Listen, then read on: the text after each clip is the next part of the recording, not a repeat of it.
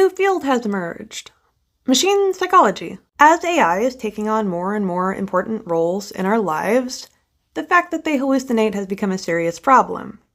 It turns out psychologists have a pretty unique set of skills that can be applied to large language models. Large language models do pretty well when trained on small data sets, but the larger ones are the ones that we're all using.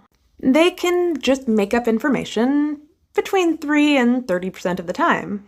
Unfortunately, people don't realize that it's happening. Turns out ChatGPT is a little bit better.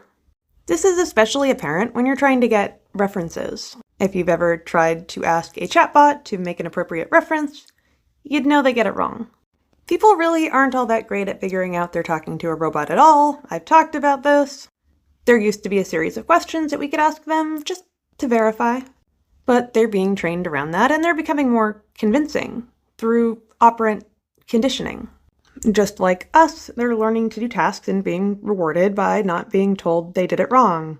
One of the reasons that we can't really keep AI from hallucinating is because it's necessary.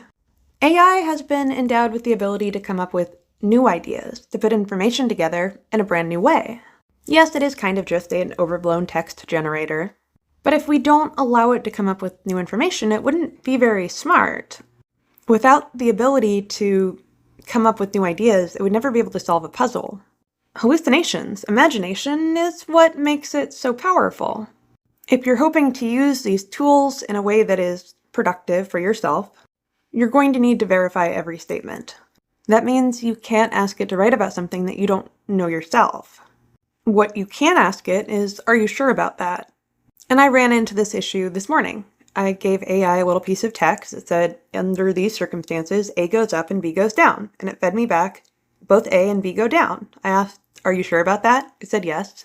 And I fed it back exact quotes from the paper, and it still just couldn't get it. So it's not going to work all of the time. We ourselves are responsible for training these things. This is a very powerful but flawed tool, and unfortunately, it's being used to go over people's resumes. It's acting as a therapist, which is a little bit disturbing. And people are going to it for medical advice. I suggest none of these things, but you're gonna do it anyway. Some researchers decided to try putting several different AI models in charge of reading people's resumes. What they found is that the AI had the exact same biases we humans do. Even if given the exact same resumes, with the exact same information on them and only the name changed, AI had a bias towards male names over women's names. And then it got a wee bit more nefarious.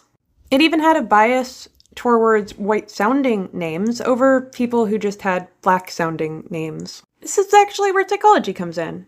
These machines have the exact same biases that we humans do. It's trained on us.